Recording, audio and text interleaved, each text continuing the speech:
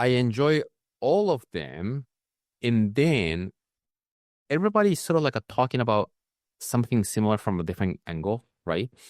And I feel like I was sort of creating a buffet of spirituality and personal development.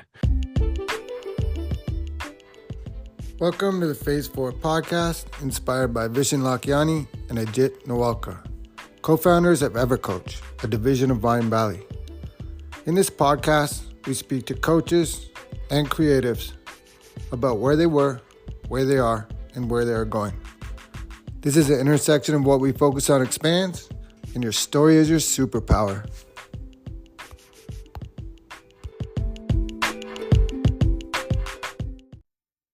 My guest today is Yuki Yoshi. He is the founder of Satori Mindset Institute, which specializes in the embodiment of soul alignment and soul purpose ascension. Today, we're going to talk about that and much more. And Yuki, welcome to the podcast. Thank you so much, JP. Yeah, I'm so grateful. I love what you're doing. Aligns with a lot of my thoughts, beliefs, the things I'm trying to do. And so today, this conversation should be great.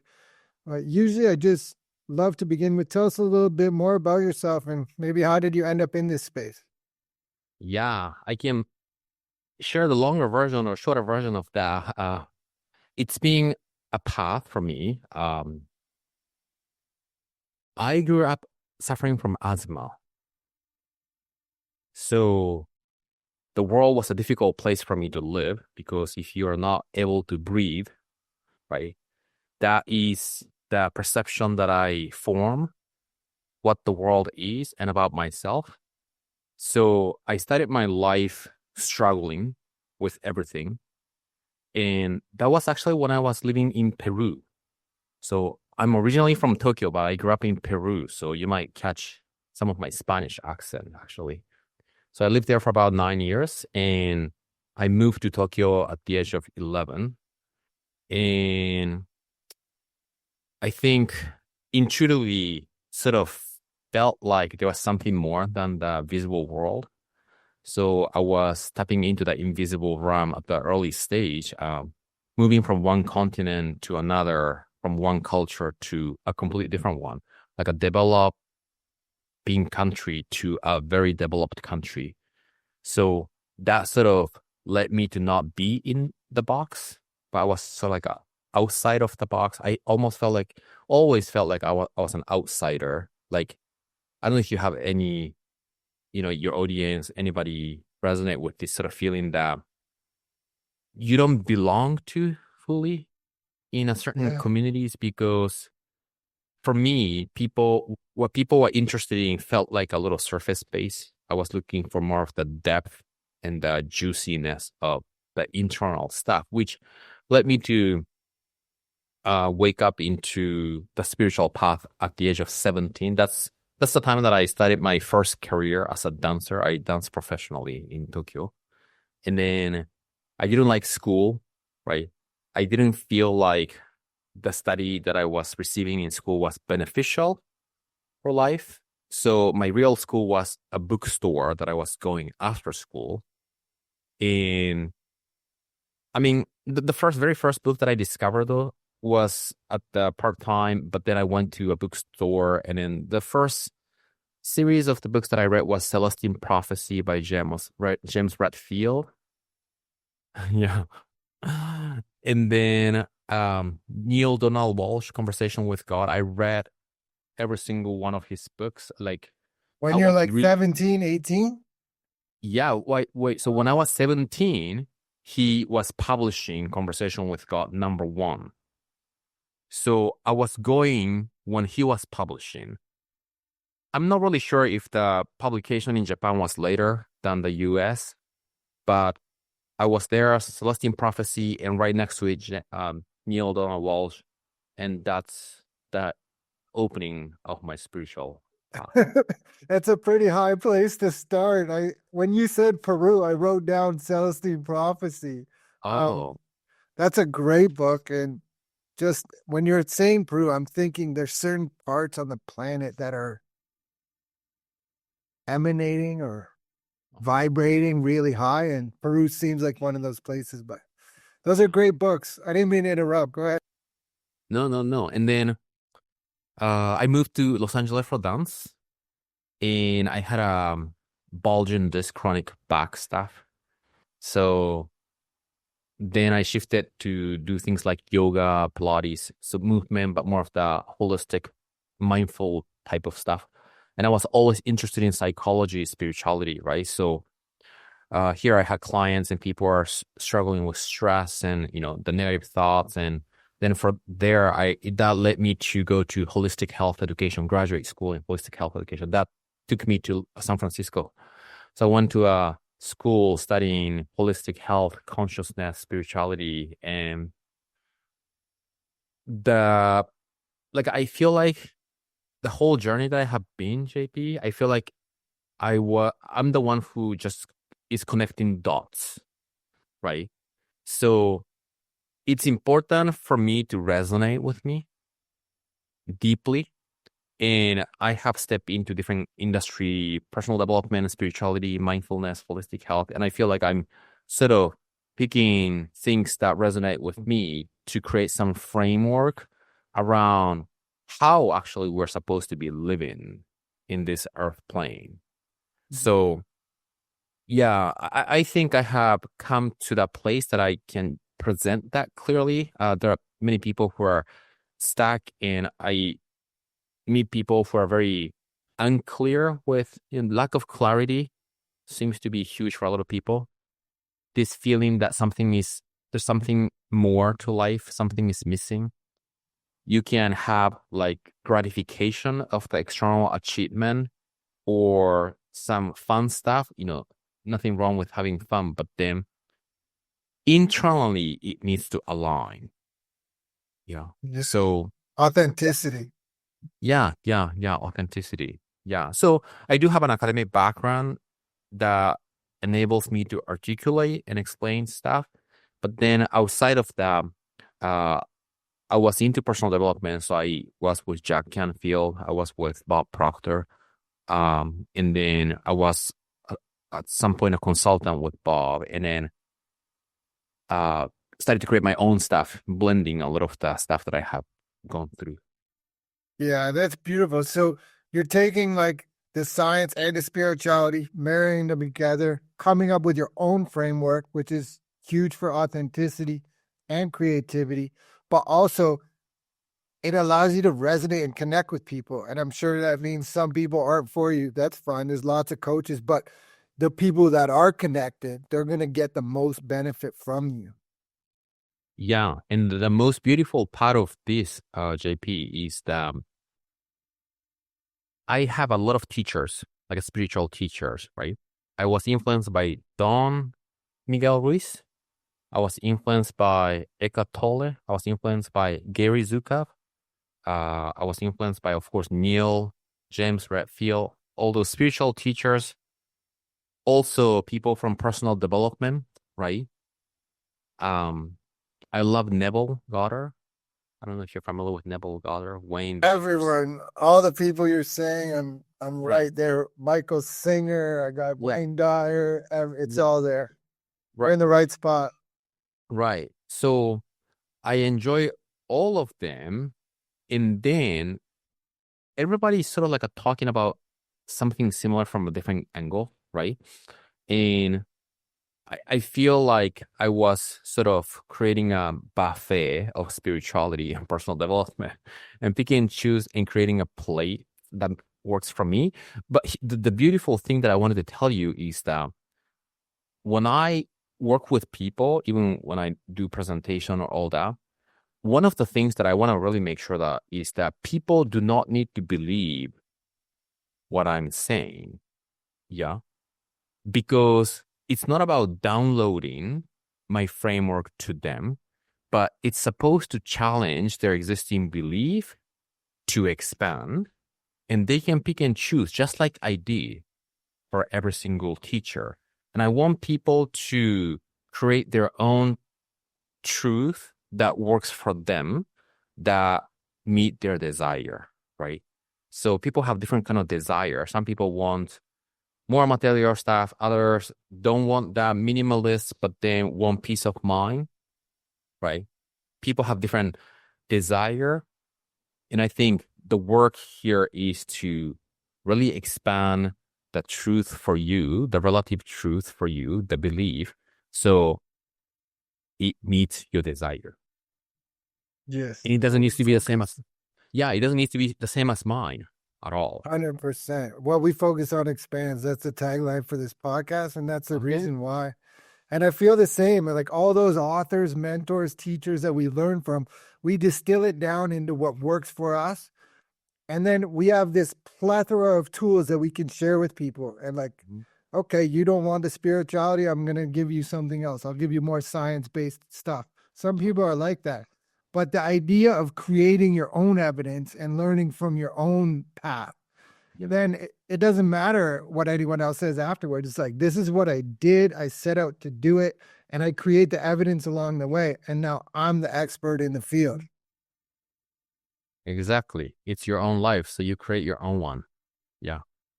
That's awesome. And now psychology is like getting bigger and bigger, but also mental health problems are getting more and more Mm. from all sorts of things, from social media, young people feeling hopeless about the future, just the amount of information coming at us at so fast that wasn't there 20, 30 years ago. And so I'm wondering, with your psychology background, do you see this and how can someone step back, pause, or kind of deal with that influx of information that's just nonstop coming at us, which can cause anxiety, depression, and other things? Yeah. And I do feel like that tendency that we have through technology is creating a lot of the internal comparison for people, right? The self-esteem and the self-image, which Neville talks about, the concept of self. And I think it's interesting that we're talking about this because this morning I saw a post on Instagram, I think, how the last 100 years, what people spend time with has changed, and technology was way low. And right now it's more than 60% technology, next friends and, families and all that. And yeah, it's good to, connect with people. Like, for instance, without technology, we cannot do this, right? But I think it doesn't need to be diminish the attention and the personability. So Neil talks about how can we balance technology and cosmology. That's the language that Neil uses. Yeah. What does he call them? Hebs, highly evolved beings. Uh-huh. Yeah. Yeah. Those teachers you list are all great teachers, and some of the books are really good books, like in my favorites. You didn't say Think and Grow Rich, but I'm assuming it's right up there. But maybe about yourself. You have your own book, and I love the title of it. But do you want to talk about that? Yeah. So actually, Soul Purpose Insights. By the way, speaking of Napoleon Hill, I'm more a fan of Outwitting the Devil. Yeah. Okay, let's go into that. Why is that? Because I am too. I just read this book recently, and I'm like, Mhm. whoa.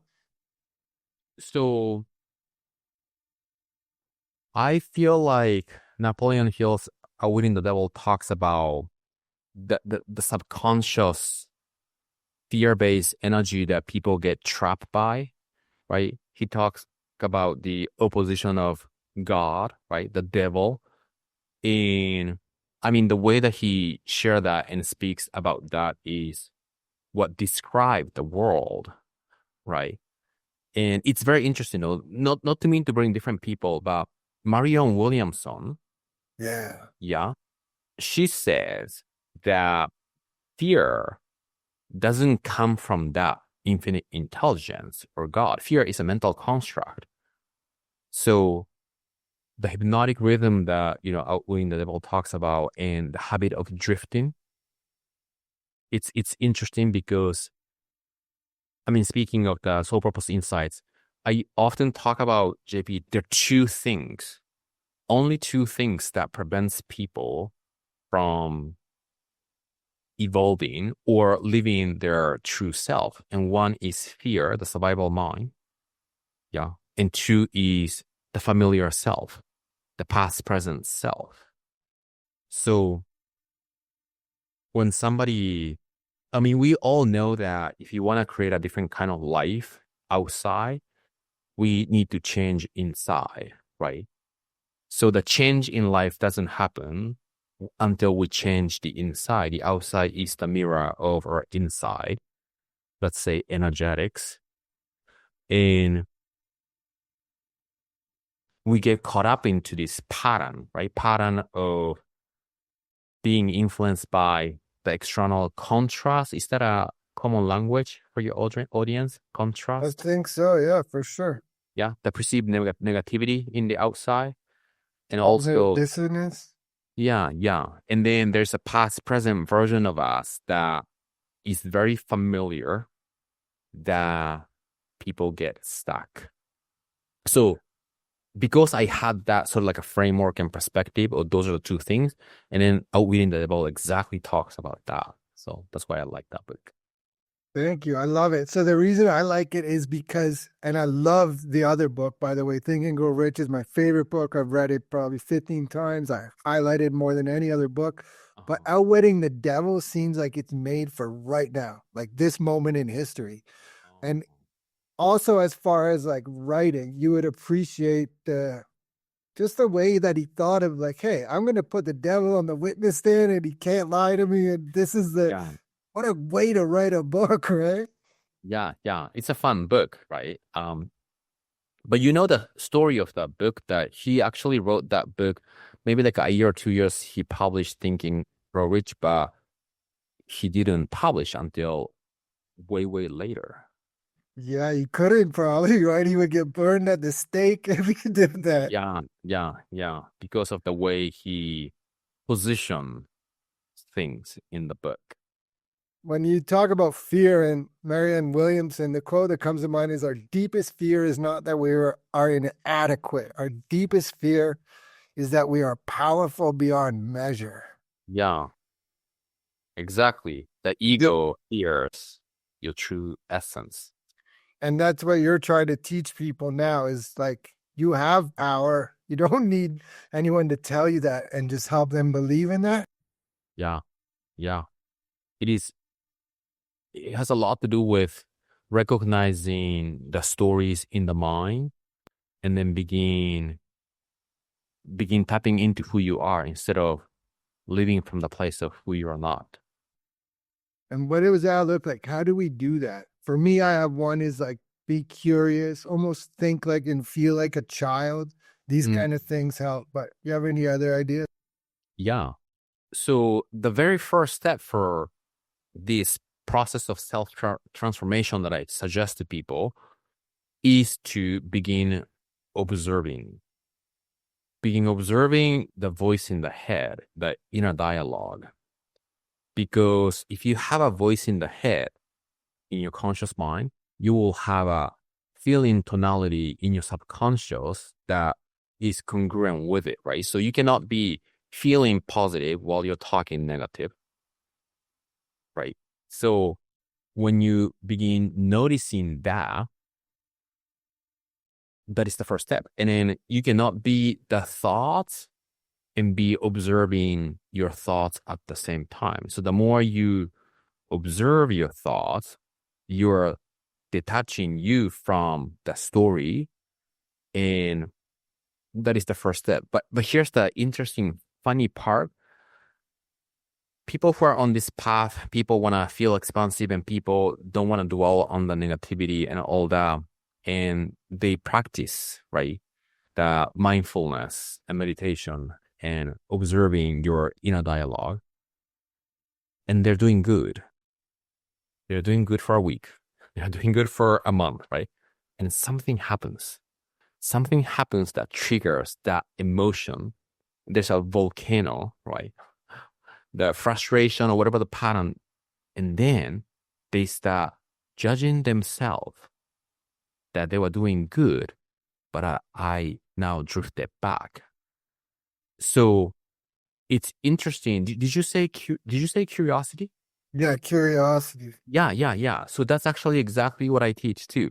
When you observe your mind, you want to really own the identity of curiosity, because if you judge yourself that you just thought negative thoughts, you are now inside of the mind again by thinking so, right? So you cannot be judgmental and curious at the same time. So in order to remove that judgment, because the mind wants to compare and describe and to have an opinion and judge about something. Those are the nature of the mind. And we don't need to try to change that. We want to step back and observe that. Then we're not those, right? So I often also suggest to make your inner dialogue a third person. Oh, he's doing this or she's doing this. Yeah. So you can really begin disassociating from all those stories that's not serving you. So that's the first step, right? If you cannot observe, you're being absorbed by it. So practicing observing what the mind is saying is the very first step. Yeah, I agree. Awareness. So the Untethered Soul, a book, Michael Singer, he talks about this, and the idea that if you're observing your mind, then you're not the mind. That's a good starting place right there. And when you're talking about thoughts, like you can't have competing thoughts, right? You can't have love and hate in the exact same thought. A good one when you're watching the mind, some people refer to it as a monkey mind. It just keeps going, jumping around. Just say something to yourself and watch. Your mind will tell you the opposite, right? Like, I love this. And your mind, no, you don't. You don't really like that. You know, like, or like, I'm going to run 10 kilometers. No, you're not. You can't do that. And whatever you say, your mind will tell you the opposite. It just wants to like talk and compete with you. And the idea of familiarity or living in the past, it's really easy to get stuck there. Anyone who's been in chronic pain would know this one, but I used to take 33 pills a day for a tumor in my spine. And every day I was wiring myself for pain. In the morning, I would wake up and take a bunch of pills. Then at noon, and more pills. Afternoon, more pills. Bedtime, more pills. Every day I was wiring that into me that I'm sick and I need pills. And then the next morning, I would do it all over again. So once we can detach from that and realize that the I, the self, you're talking about the power of now, or you didn't say that, but Eckhart Tolle, there's the I, me, my, or we, they, them, us. And once you take it off you, whatever you focus on expands. So if you're thinking I, me, my, you might be living in a hell that you've designed, where once you start focusing on others and how can I serve other people, then everything begins to shift. Yeah. Amazing. Yeah. I don't think a lot of people in the world are just yet aware of that awareness. Yeah. Many people live from the place of who they are not, and they are not aware of who they are. Why is it? Because people around them are not aware either. So when you come to this earth plane and when you begin interacting with people who are not aware, because we become the product of our environment, you know, so you get sort of consumed by the lies, right? And but then deep inside, you know who you are. All of us deep inside knows who we are. But then there is this pattern of wanting to conform, wanting to be similar with how people are operating, and they don't prioritize focusing on their heart's desire and what's inside of them, right? Because So partly because of fear, and partly I think there must be an evolutionary trait where, like, if you went against the tribe or if you didn't agree with the tribe, you might get kicked out of the tribe and you need the yeah, tribe. yeah. I mean, Japan definitely had that cultural background, but also though, one piece that I want to mention, um, if I may, is are you is your audience or are you familiar with Daniel Siegel? So interpersonal neurobiology.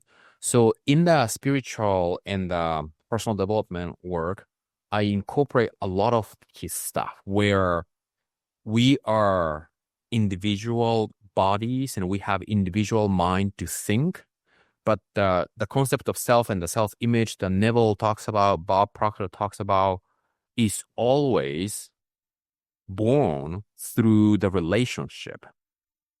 So, we are born, right? And then we grow and we stand and we walk and we become individual. The process of individuality is being shaped through the environment. So the language that I like to use is, well, we're not really individual, but we are sort of like an intravisual where we shape our identity based on others, right? And the example that I often give is imagine that you're living in an island by yourself without anybody else. Who are you becoming? Who can you become there without any context? Like you are mother because of the child, right? You are a son or daughter because you have a mother. So you cannot have like you're, podcast host because you have an audience and you have people who come. You cannot form your identity without the existence of others. And it's kind of interesting, right? That is important. So we want to blend in because of that. Yeah, we call it like hats, different hats, lenses.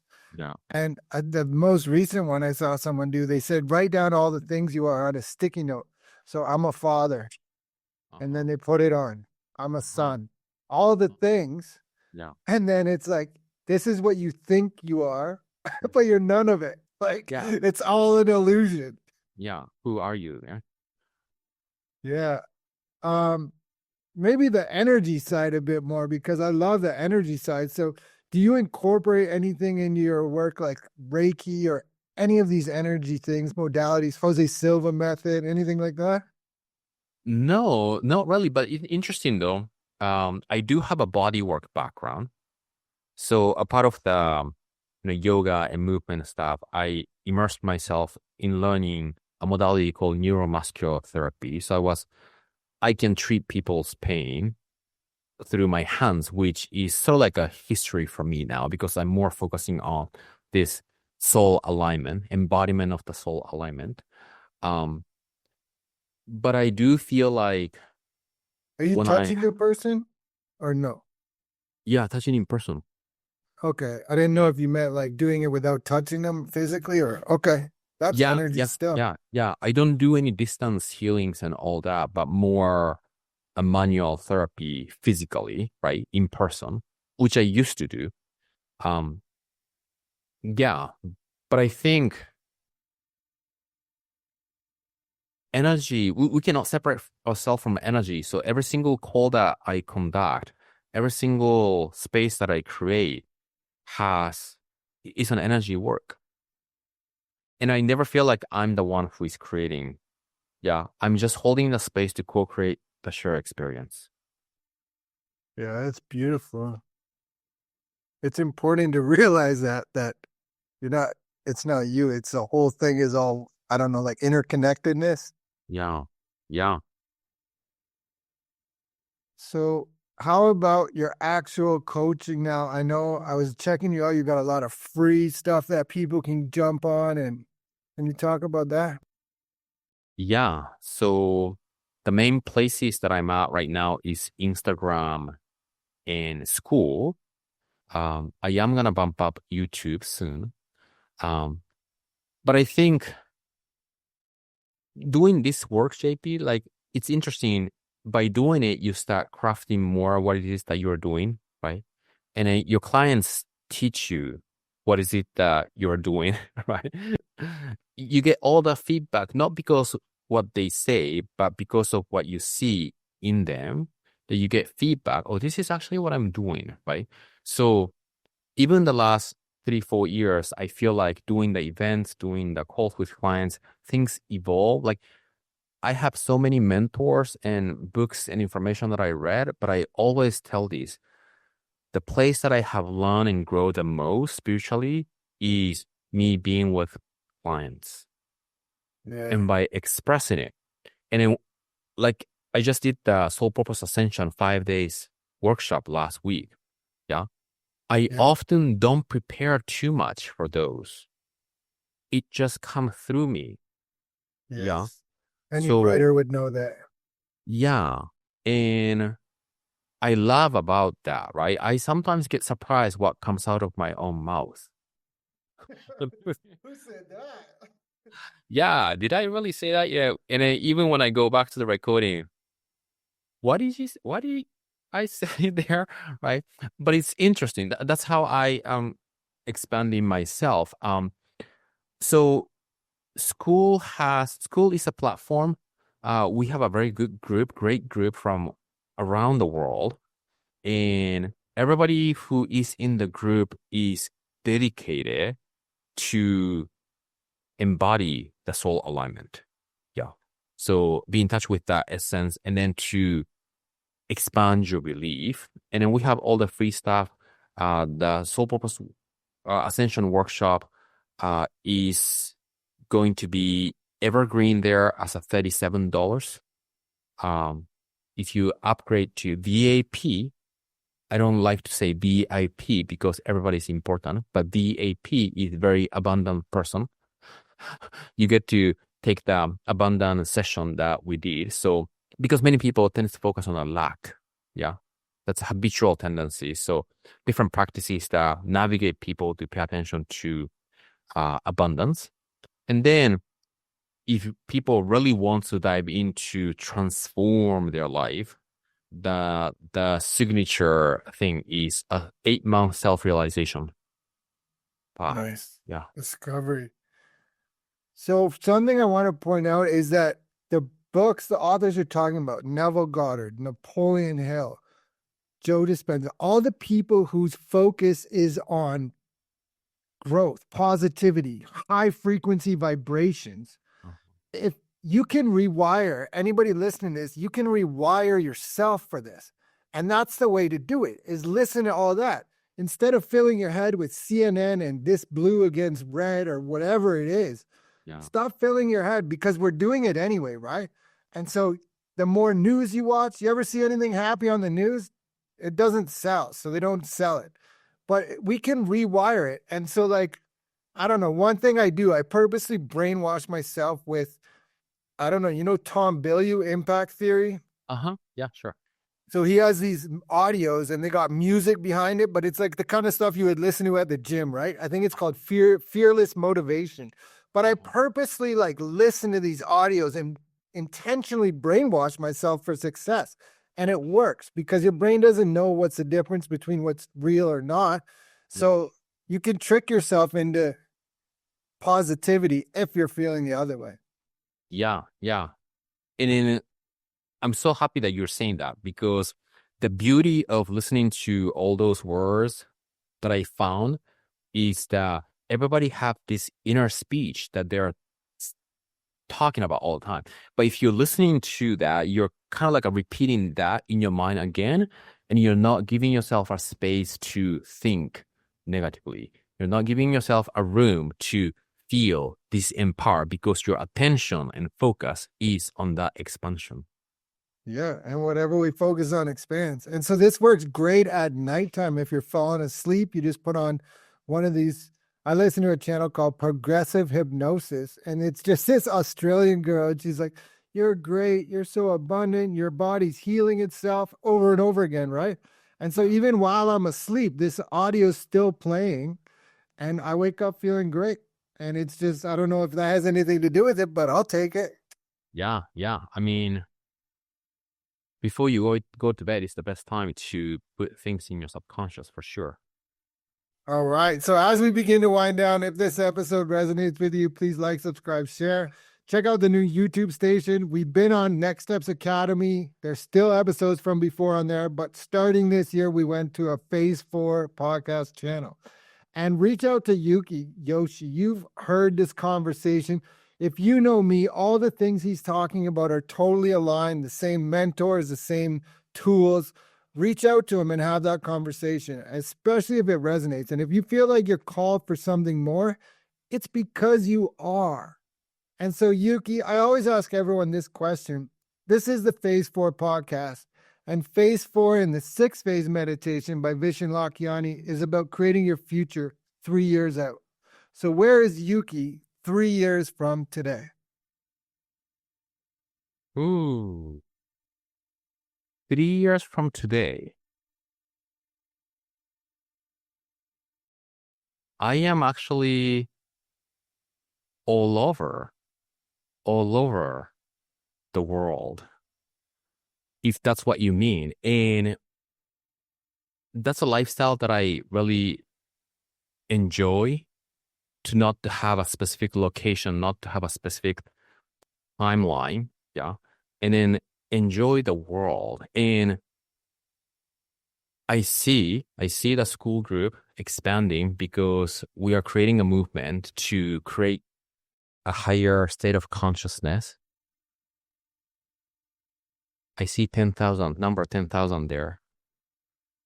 I love it. Yeah. But we're creating a meaningful group and community. For soul purpose and soul ascension? Yeah. Yeah. For people to really live fully.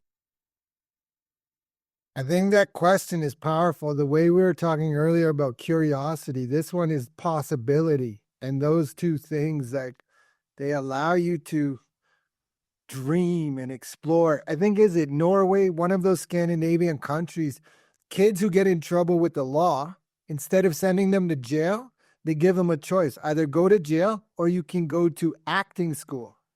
And the idea is that these kids go to acting school and they do Shakespeare. And then they try on these characters and different words and vocabulary and vernacular. And then all of a sudden they become a different person and they're playing with possibility and something that they never thought of. And it changes the direction of their life. And the recidivism rate is like really low. And it's like, wow, what a great idea. Yeah. I never heard that, but that sounds fantastic. Yeah. So I guess before I ask my final question, is there anything I didn't cover that you want to talk about? Usually let people take it away wherever they want. So if it's a message of hope or a message of inspiration, if you have something to sell, or wrap it all together, however you want. Well, I actually want to thank you for doing this. You said that it's episode 202. I can see and feel your passion and desire to deliver this message to the world. So gratitude to you. Thank you. I appreciate it. And then my final question is always, how can people reach you? I think Instagram will be good. It's my full name, Yuki, Yuki, last name Yosh. There are 2 I's at the end. And then the second place would be Soul Purpose School Group. If you type Soul Purpose Group in school, it should come up and you'll see my face. We will put all those in the links in that school with a K. Yeah, school with a K. Exactly. All right. Yuki, I'm so grateful for your time. This was really fun. Thank you so much. Thank you. Thank you so much. That was fantastic. Great.